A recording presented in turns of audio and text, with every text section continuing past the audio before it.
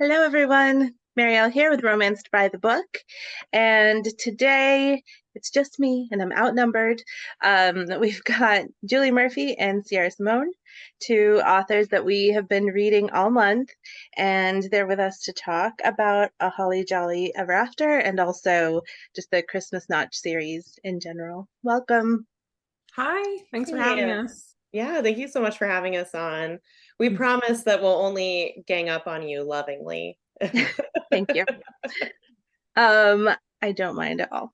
Um, I have seen you guys talk about the hot tub origins of this joint project before, but I'm wondering if co-writing a book was a goal for either one of you before you did this.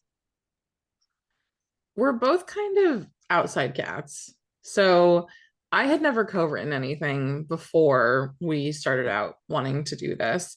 But Sierra had before, and Okay. she still agreed to do this with me. So I'm assuming those were good experiences. Yeah, I would say that so I've co-written a couple times before, and it's been a largely positive experience.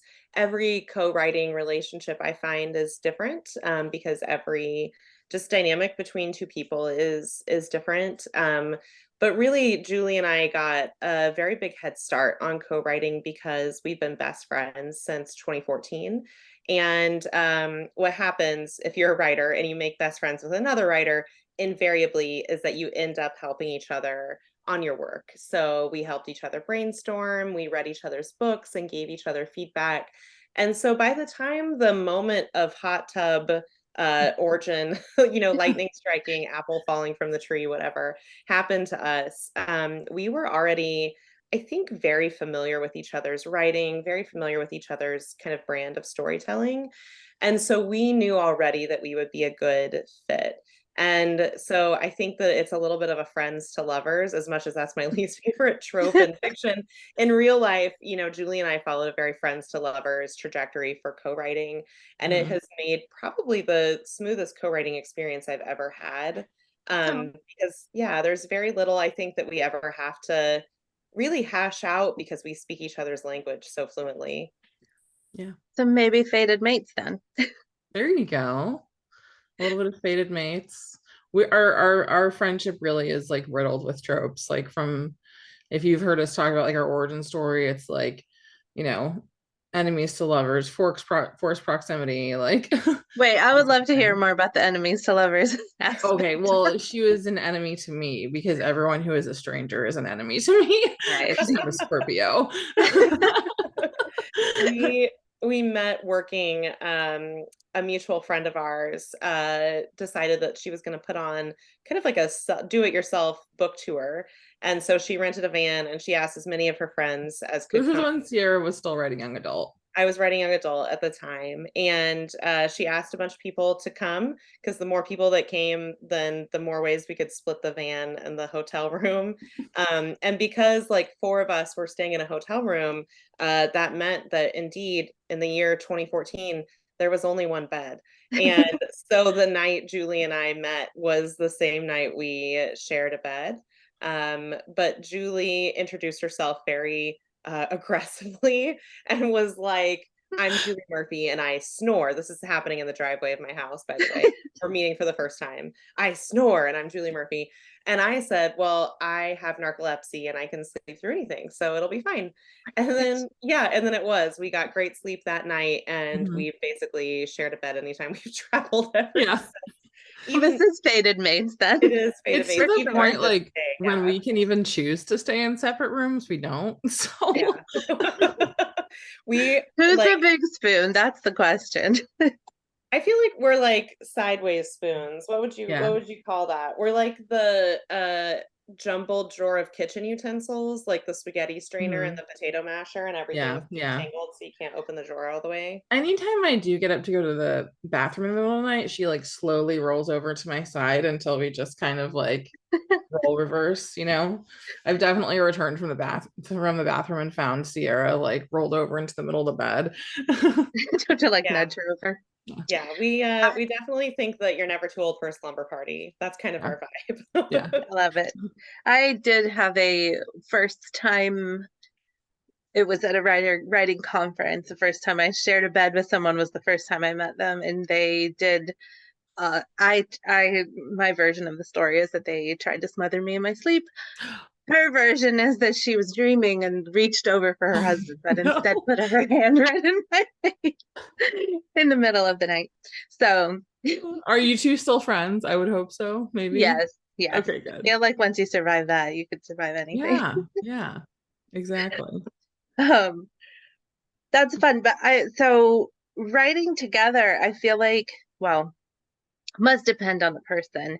I'm pretty extroverted for somebody who writes, and so I find that I'm very intrigued at the idea of like doing it, but not by yourself, because it can be super, I don't know if isolating, but it can be like a solitary process. But when you're doing it together, you guys split the points of view. Is that right? Mhm. Each of you takes one. Yeah, Does yeah. that keep it like separate enough, but you're still volleying back and forth? Yeah, I think, it's a good fit for us to do the dual point of view. Our novellas are single point of view, and we definitely have had to find like the right rhythm for that. Whether it's like someone does like a really bare bones draft, the other person writes over them, or we're volleying chapters back and forth. We've tried a couple different things. But I do think that just splitting the two point of views is the most seamless and direct way to go.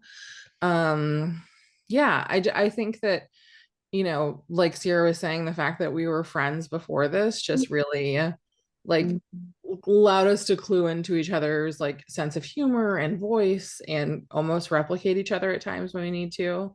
Oh, Um, nice. so yeah. Love it. Um, when I've been reading this series, I noticed that there's a bit kind of like series theme of reputation and just like what you the what people see of you and like what you put out in the world and whether it matters, like how much of yourself people see of Mhm. your true self. Um, and it felt like it was there in book one because the production company was like squeaky clean, so therefore everybody had to be squeaky clean. Mhm. But in book two of this series, in A Holly Jolly Ever After, that actually gets amped up, I thought, because the characters, well, Winnie Baker, that character in particular, has lots of things Mhm. that she grew up with that maybe she's trying to like rethink in her life, but that are still kind of in there, about like what it means for her to um interact in the world as like a sexual person or like Mhm. as a divorced person or all kinds of like labels that maybe she is having to rethink what that means. Were there any things that you particularly considered or that you wanted to tackle while you were on that subject of like purity culture and reputation?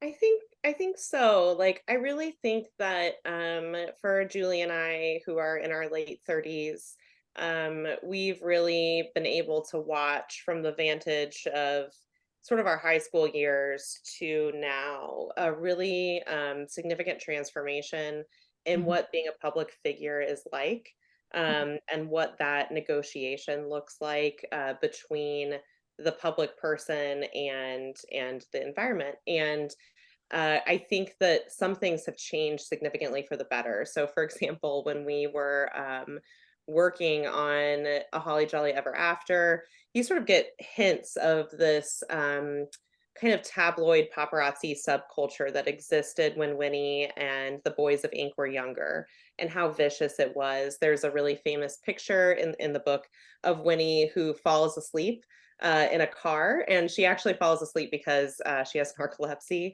but everyone thinks because she's outside the Chateau Marmont that she's totally trashed. It ends up ruining her reputation as this good girl, and in order to salvage it, she gets married really young and kind of does all of these she makes all of these choices as part of her sort of inspirational, family-friendly media ecosystem to restore her image, all because of this really vicious, like, tabloid rumor, right? And so we were going back to sort of the Lindsay Lohan, Amanda Bynes, Britney Spears era in the aughts, where there was a really sort of vicious portrayal of young women in the media. And I mean, looking back at those headlines was jarring. I Yeah. thought, like, it actually gave me a little bit of hope for humanity in the sense that I was like, I don't think people could do this today. Like, I don't think that People magazine could run a headline like this today. I think there would be too much blowback.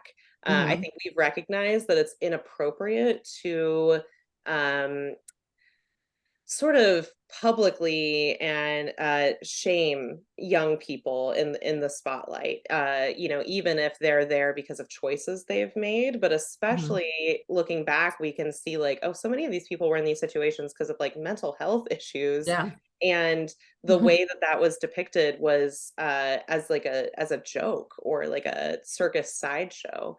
And so I think that that has changed the way that fame, the way it means to be a celebrity, like that has changed. But one of the things that has changed, and I don't know if it's for the better or worse, it might be a neutral change, is that with social media, all of us, every single one of us to some extent is having to negotiate what is public and what is private, Mhm. and what is authentic and what is performed. And because all of us now sort of participate in that dynamic, we are all constantly having to renegotiate as things about us change, as our relationships change, as our identities change, as just what we believe and think changes. We then have to renegotiate because we have left an avatar in the world that has become the projection of what people think we are. Yeah. Um, and so that consistently has to be updated, and that process can be difficult and messy. And so I think that what's happening in these stories, even though they're pop stars and actors, I think everyone can relate to a little bit. Mhm. And I think like it comes from a really subconscious place for both of us too, because even as authors, like we are you know, we'll go to a signing and see hundreds of fans, and for as much like we want to give ourselves fully to readers and let them feel like they've had like um a really special interaction with us, because every interaction we have with them is so special and we're so thankful for them. But at the same time, like you're only allotted that certain amount of time. You're only allotted the you know what you can share of yourself on social media. Like that's all they'll ever know of you. And so no matter how you know special you want an interaction to be or how memorable you want a moment to be, like they're you know those sort of like parasocial relationships aren't ever going to allow you to fully know someone. Like even when we're packing for trips and we are going on like a fun trip together, but we have like a bookstore event or something like that tacked onto the trip, it's like, what author clothes are you bringing with you? Like we even have specific clothes that are specifically our author clothes, you know? Yeah, I guess you wouldn't go like in your pajamas I or know. whatever, like yours, whatever you're writing in is not the We same as what have you had to like present run yourself. off a plane before and just wear like whatever our random plane clothes were. And we ran into this signing, and Sierra actually had leaves on her back because she had like tripped at the airport earlier that Oh day. no. Like we were, you know, so we're not always in our capital A author clothes, but you know, most of the time we are. Yeah. Well, also I guess there is a um I believe that it's a really good thing for people to change, for people to like reevaluate, to like look at your belief system or things that maybe you grew up with, and as you interact more with the world and maybe get to see more things or just get to like maybe look at the world without the influence of like maybe your parents or other other people in your life, and kind of change your opinion about things. And I think with that can be difficult because the people who have been in your life for a long time maybe don't agree with your new point of view. And also I've seen it happen, where people will pull up something that like, oh, well, so and so tweeted this in, like 1997. I don't know if the Mhm. Twitter was that around then, but you know what I mean? It was like their first tweet was this thing, and now they're saying this other thing, and it's been 20 years. Maybe they've changed their mind about something. And I thought it was really interesting to see that play out with Winnie, because some of it was her public persona and who she needed to be for her audience, but also some of it was her like rethinking what her beliefs were. Mhm. And I found that super relatable, and also like I felt like it was a big thing to tackle in a story that is overall like super fun. Mhm. And like it was a lot of fun to read, but also there were moments where I was like, oh, okay. Yeah. Yeah. I mean, we really want our stories to be like funny, quick, like just sexy reads. But I think that just because of like the nature of ourselves and the type of books that we love to read, we also want to make sure that there's like some real substance there and something for your brain to really gnaw on a little bit. Hmm. I always say that you can't read like you'll get super horny while reading a Sierra Simone book, but you're also going to get super smart. And so that definitely bleeds into our work too. And I think that, both of us grew up in different ways, but in purity culture and around mostly conservative. I think that's fair to say, Sierra, conservative communities and environments. And it's been so interesting to see, like, as I have changed and evolved since an adolescent, how either the adults who raised me or were involved in my life have either also evolved or have like dug their heels in even deeper Hmm. and chosen to stay the exact same. Um, so yeah. What do you say something smart about purity culture, Sierra Simone? Because you're so I don't smart. know that I have anything smart to say, but I will say that, I mean, at least half of the time that I'm talking, maybe like 90% of the time, I'm talking about purity culture with friends who've lived through it, or with Julie.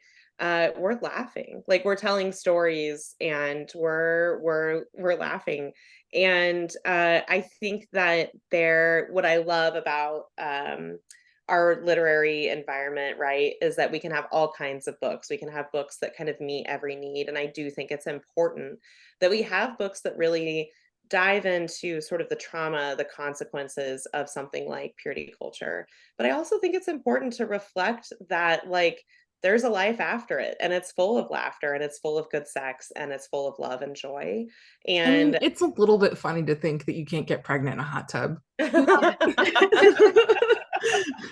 exactly. I mean, and so like I think that whenever we are, and this is something that is really Julie's signature, whenever we are sort of, delving into something that could be kind of a heavy topic, and in a certain kind of book, we're always looking for a way to sort of like just flesh out the fact that like life is still hilarious and awesome, and like how can we make sure that we show like the after, right? So in A Merry Little Meet Cute, you have a character who the central issue of her arc is not coming to some sort of place of acceptance with her body. She's already reached that point far before the book starts. And so she just gets to have a sexy Christmas caper where she decides what she wants to do with the rest of her life. And so I think that there are books, and we have even written them, where body acceptance is part of the central arc. But we also wanted to say, like, hey, what does it look like if we write a character who's already had that arc? And now she gets to go on and have this adventure. Same thing with Winnie Baker. We come to Winnie, and she's already realized that this life doesn't work for her anymore. And so she's ready to start something new. And so we get to watch her with all the joy and hilarity of, learning how to masturbate and learning how to On have good WikiHow. sex. I thought it was I thought it was fun because well, to me specifically with Winnie, that she like intellectually knew lots of things. There were moments where stuff reared back up and she had to be like, no, that's not how I believe. Like that, I don't Mhm. think that's true. But it wasn't like angst or a thing that took a long, the same with like exes. Like there were a couple of moments with like exes that popped up, and I thought, oh, but then it wasn't really a big deal because they were grown-ups and they dealt with it and they were like, okay, goodbye. And that was the end of it, which was really fun because it didn't I guess the story didn't get bogged down, but you could see that there were still like vestiges of the past that would pop up here and there, which seemed realistic, I guess, to the way life is. Um, when you were writing A Holly Jolly Ever After, did you at some point ask what is the worst thing that we could do to these characters? I don't think we gave it to him that bad, did we? I mean, I don't think you were like, what is the thing we could do? I feel like Julie and I have a real sort of like Power Rangers combo power here because I really like to put my characters through the worst emotional thing that they can possibly go through, just in Uh-huh. any circumstance. Like I'm like, can I kill their parent? Like what can I do to make this just the saddest? And Julie, you're really, I think, great about putting them in uncomfortable external situations. I like embarrassing people. And I think together we're usually able to come up with, a scenario where it's going to really be both externally and internally, just like, oh man, like these poor guys. Both terrible parents and a stripper who doesn't keep her word. Got it. I was like, I mean, it worked out for me, but I did feel for them sometimes. Megan wanted me to ask if there's anything about the response that you've had to this series that has been unexpected for you. I think I don't want to say unexpected necessarily, but I think that like, especially with this last book, a lot of people have really hardcore bonded with Winnie Yeah. over her struggles with purity culture. And I'm sure that there are romance novels out there that deal with purity culture and dismantling it and all that stuff. But it's been nice and refreshing because if there are those things out there, I haven't read a lot of them. So yeah, it's something that both of us uh didn't realize we needed to write through until we started writing it, for sure. Yeah. Sierra, did we lose you? Did you freeze? Oh, she does look very still. She's frozen in time. Let me see. I can text her to say she's frozen. She said, I froze. You did. Let me see. Uh-oh. Oh, hang on. This is Maybe probably she's good coming. that she got out of it. Okay, can you try to? There we go. Meanwhile, Sierra is freezing and the Amazon delivery and the mailman were getting in a fight outside my window What? because the Amazon truck was parked in front of the mailbox and my mailman was just laying on his horn. And I was Oh, like, wow. sir, not now.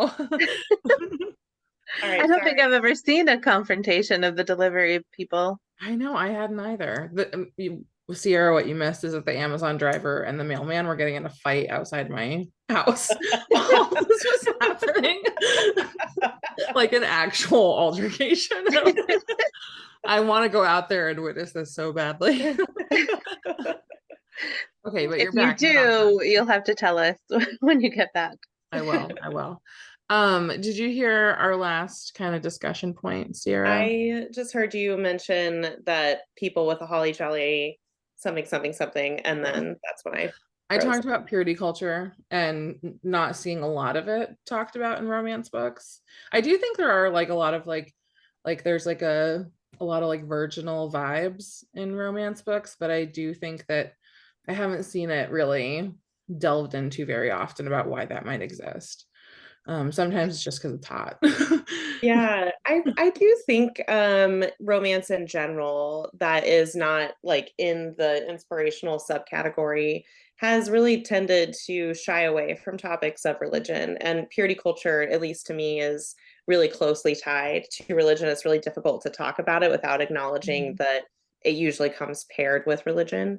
And Yeah. so I think that there is like a genre shyness about it. I do think it's shifting. I have seen, some authors really sort of talking more about religion in contemporary romance in a way that's really naked and accessible. Rosie Danon is Mhm. one with the Intimacy Experiment. Skylar Mason has a series. I think the first book is called Purity. The whole series deals with purity culture, but they're all erotic romances.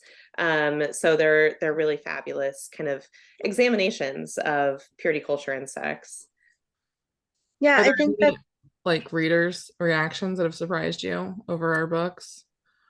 I wouldn't say like surprised in a way that I was like, oh, I didn't see that coming. But I have been just genuinely pleased that this banana balls series idea we had, that I mean when we pulled it together, we were absolutely in love with every single thing about it, and we still are.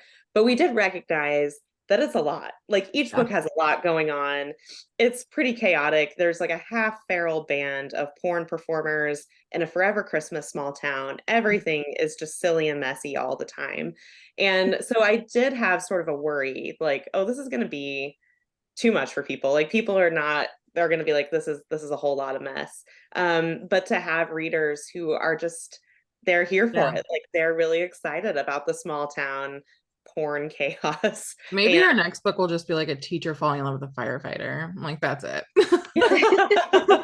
no, hockey. We have to do hockey. Oh That's my a gosh, now. hockey. That's right. Hockey's the big thing.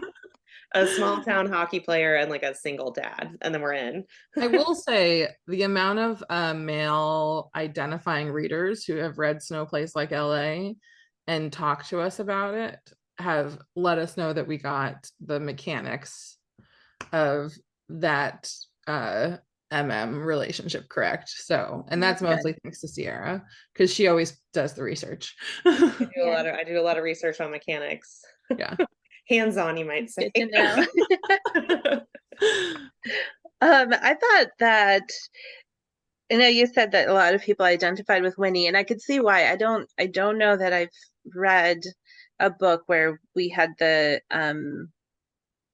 someone like struggling with like their identity and like almost having like a second awakening of like who they are as a person in quite the way that she does.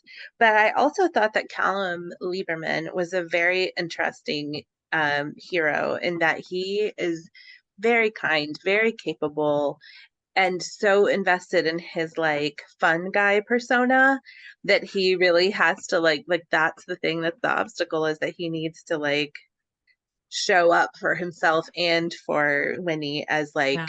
a responsible adult. And it's like it takes him a minute to figure out that like he can be a fun guy, but also he Yeah. can't be like only fun uncle all the time. Well, I feel like when you're so used to, like you said, just being the fun uncle, like suddenly being like confronted with the possibility that like you could be the leading man, like you could be the guy who gets married and has the family and all that stuff when you're just used to being like the funny guy that owns the pizza shop. It's kind of terrifying. Like speaking as someone who is the fun aunt, like that's terrifying. Well, and he has, I think, from the beginning, like the expectation is like his merch, the runs were his print runs for his t-shirts were always less than everyone else's, and Yeah. he doesn't expect for to be the main attraction. Yeah. Yeah. um I think it's Luca that comes in and is like, I have a t-shirt for you. And he's just like, oh.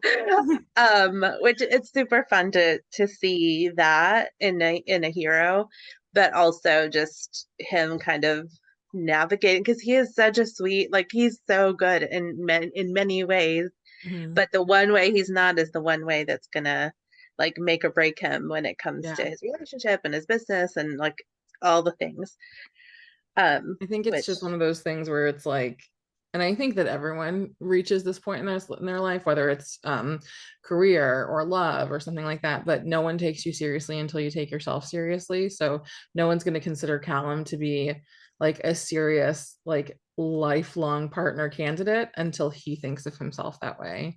So it really does take a minute for him to realize Well, he can do more than just have a cat named Bread. and I think some of it is like plus size niche filling. Yeah. So like when you have a larger body than most people and you're given a social ticket to acceptance that is okay, you're the funny one, or okay, you're the goofball. It's like that was the you're in, right, socially. And so it's very hard, I think, to let go of that identity and start living on your own terms, because for a long time that would have represented safety, that would have represented your form of acceptance. And so I think, like Callum being sort of a Peter Pan is also like a really natural reaction for someone in a larger body, because that's the way, especially as a man, like if you're not going to be the leading man, that's how you can still be relevant and still be in community. Mhm. Yeah, I would agree with, well, of course I would agree. You wrote it, so that's who they are. That it definitely, like, it feels like how I saw him when I was reading. Um, how do you deal with it? It's cast that expands a little bit each book with having, because the series feels like each book should stand alone, even though it's like if you read it in a series, you meet more people. But how do you handle that? I feel like it would be a challenge. I think it is a challenge, actually. We've even been talking about this a lot lately with the third book that we're drafting right now. Um, and just like how much do we call back to the other cast members that we've already reintroduced while also staying on like the very important forward momentum of this new couple that we've introduced. And I have ADHD and absolutely no blinders on at any point in my day. So I'm constantly like, what if we do this? What if we add this? What if we did this? And Bethany's like, we have a plan. We made the plan. I'm sorry. That's Bethany's, by the way. Bethany is also Sierra. Sierra is Bethany. I always accidentally call her Bethany in front of everybody. But that's Sierra's strength, is that she makes a face at me. And that's when I know that I've gone off the rails. I'm Can we just see the face? well, usually what happens is Julie thinks that I've frozen on FaceTime Yeah. because I am not sure exactly what face to make, because like the thing she suggested would be like a work. And so and I never like doing work. And so usually my face just sort of freezes because I'm Mhm. like, do I smile? How do I politely say, that sounds like a lot of work? And then Julie says, did you freeze or is this the face? Or what, say that there's like an exact like okay that you say to your kids that you also say to me, or like it's like an okay, okay. Yeah, that's yeah. Yeah. That's the like mommy doesn't want to be touched anymore, okay? Yeah. And yeah, I think that but what is really special about our co-writing relationship is that we have always kind of kept an improv mindset. And so most things, especially if we're in the brainstorming phase, are sort of yes ands, and we are pretty good about adding what we want. It's usually really only if we're like like we are now, where the book, was supposed to be turned in 2 months ago, and we've still got like 40,000 words left to write. And Julie will be like, what if, she's subletting her apartment to someone and they're calling her about stuff. And I'm like, you don't have time, Julie. There's no time. It'll be fine. It's a little edit. The book is due when we say Funny. it's due. I don't think that's true, but I like the energy. You like the energy? I could never think that way, or I would never finish. Well, I have one other question for Megan, which is the question she always asks when we do these. What is your favorite trope to read, if you have one? Ooh. I feel like I have so many because really the Mhm. only thing I don't like is friends to lovers. Mhm. Trying to think of like I've been on a real grumpy sunshine kick lately.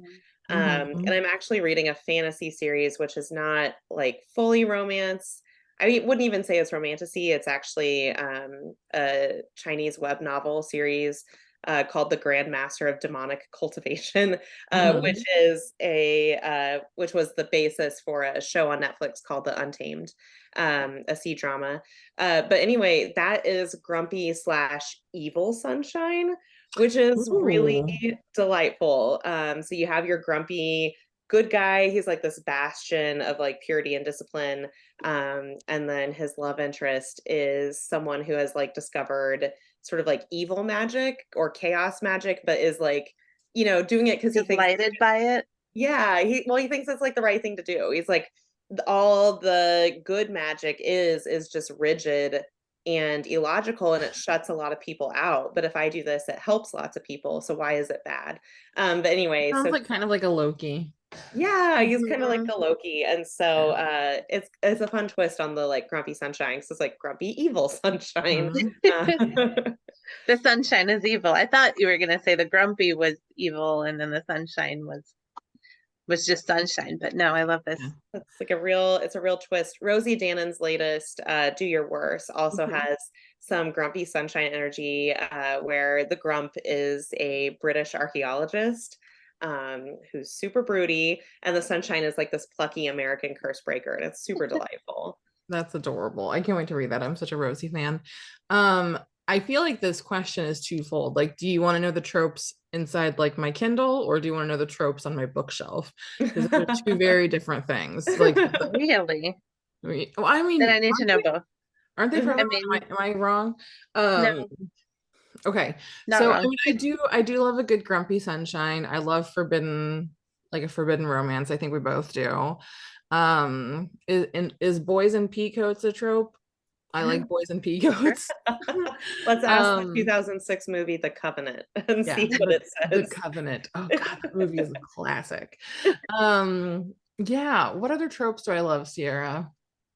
For your bookshelf or for your Kindle? Well, I mean, I love for my Kindle, I love a good like age gap daddy romance. Julie is very familiar with the Jessica Kane oeuvre, let's say.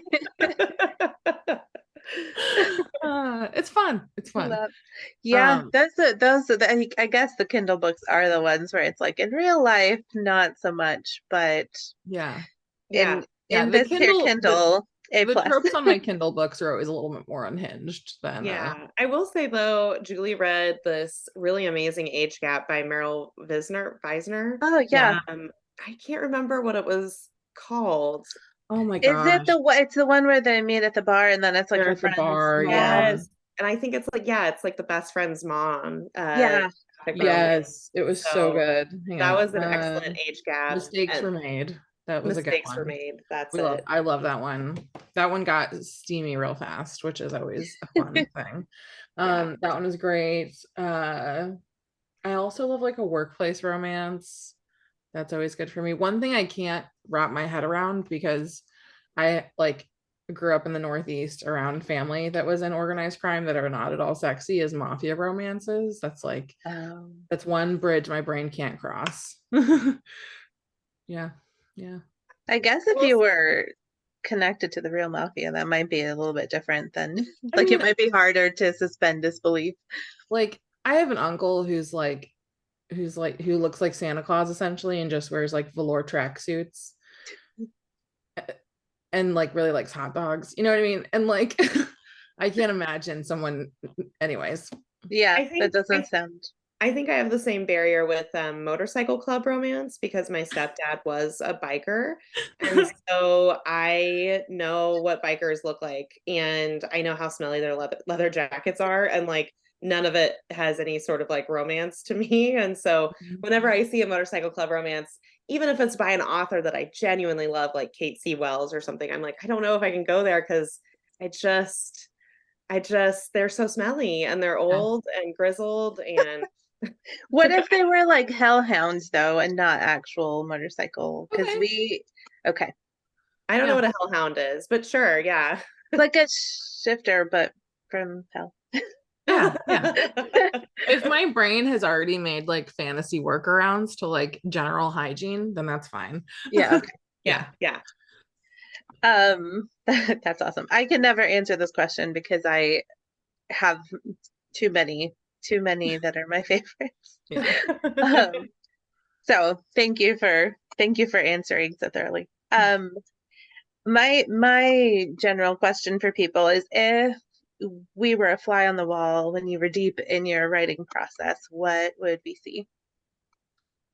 Well, when Julie and I write together, it's very loud, I will say. And you Yeah. would think it would be loud with language because we are writers and words are our currency, but really, we just scream and groan and whimper at each other. Yeah, a lot of like Yeah. a lot of like feral screaming at the ceiling. Yes, Yeah. yeah. So it is pretty loud. When I'm alone and I'm writing, usually once or twice a day, I need to take a break and lay on my carpet face down. Um, Mhm. and while I'm doing this, I listen to my eyelashes on the carpet as I blink. And that's just a part of the process. That's how I work through some of the kinks in whatever scene I'm writing. I'm a beverage person. Like I've got to have like a lineup of beverages. Um, like Are the you perfect some selection. are you someone that has like for hydration, for energy, for taste? Uh, Um, well, I really love, this is so boring. Really, really boring. I really love water, but like I really love to have like a cup of ice and then a cup of like ice cold water. And then I want to have like little juices, like little fancy juices and things like that. And I don't drink coffee, so I have to get creative with my beverages. So I'm a beverage person when I'm knee deep in drafting, but also I spend a lot of time like napping when I'm telling mhm. myself I'm working. So Did, yeah.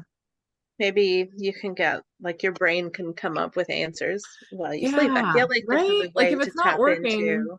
yeah, if it's not working, just turn it off, turn it on, you know? Mhm. That's what we do with computers. That's right. Just I reboot. actually think Stephen King gives us advice in the writing book that you should Oh sleep yeah. without a problem. Yeah. Yeah. And that a lot of times you'll wake up and the problem will have been solved. See, Stephen King told me to do, and I do. Yeah. Like it's on the page solved, or you still have to do work because I'm still figuring that part out. I need a pixie Yeah. I solution. I will say I read a really great book a few years ago called Bored and Brilliant, which I think is a really great antidote to some of the like deep work and focus style books that have come out in the last 10 years or so, which many of them I have like quibbles with. This was written by a mom. And so she really kind of understood that like a lot of us can't just say, okay, well, I will do deep work for 8 hours a day. It's just that easy. A lot of us don't have that luxury. Um, Mhm. and she talks about how when you are bored, like when you are not actively doing something, so when you put your rectangle down, when you're not watching TV, when you're not listening to an audiobook, you're not playing a game, your brain sort of goes into this default mode network state, which is the sort of like static channel of your brain. We might call it daydreaming or spacing out. And it's just where your brain is sort of like lighting up in every single area, not just the language area or not just the problem solving area. Just everything is kind of like a Christmas tree in there. And as your brain is in this mode, it's able to make free lateral associations that it wouldn't normally make when you're just Mhm. using one part of your brain. So being bored actually facilitates more creative thinking because you're allowing yourself to go into the state where lateral associations are happening. So, for any writers out there, when you have ideas while you're driving, ideas while you're in the shower, ideas while you're knitting, it's because your brain has entered that sort of like, oh, I'm doing this mundane activity. I don't need my whole brain for it. So now, like, the default mode network is activated.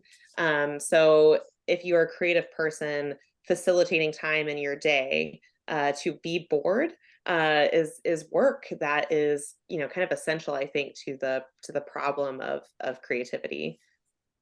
You're so I'm gonna smart. try that. Yeah. Yeah. 2024. I have to be bored more. Yep, That's year that's year your of New Year's boredom. resolution. There you go. Word on Do less. 2024. Yeah. Yep. Well, thank you so much. This has been great, and I really appreciate you like carving out a little time for us. Um, what do you guys have coming up, and where can the people find you? Well, if we finish this book, If. the third full-length Christmas Notch book will come out next October. Um, Mhm. it follows the last boy band member of Ink, Isaac, Yay. and Bee's best friend from book one, Sonny Palmer. They become roommates with benefits, and yeah, things are just very, very spicy and very silly. I think this is the funniest thing we've ever written. Um, Oh, but I I'm always say so that. happy for Isaac because I've been concerned for him. I yeah. know he's had a rough time, and he's still having a rough time, but I think adorably so. Yeah. And it is a little bit of a grumpy sunshine, I would say, except it's a little bit more like broody sunshine. Yeah. Yeah. Sunny is definitely the sunshine. Mhm. Mhm. And then we have been concocting another novella. So anyone who read Snow Place Like LA this summer, that came out as sort of our Christmas in July story. We have another Christmas in July story coming out this coming summer following Addison. So if anyone who's read A Holly Jolly Ever After, you met Winnie's best friend Addison, who is kind of hilarious and a QVC superstar. And she is on a cruise, and there might be a hot female bodyguard and What? a Twilight themed musical in the mix. I think we can officially say that that book is called Seas and Greetings. Yes, because it's on a cruise ship, so it's seas and greetings. Yeah, so we're gonna get started on that as soon as we finish Isaac and Sunny. So we've got some Christmas Notch entries coming up this year. Mhm. Each more unhinged than the last, I think. Yeah. Love it.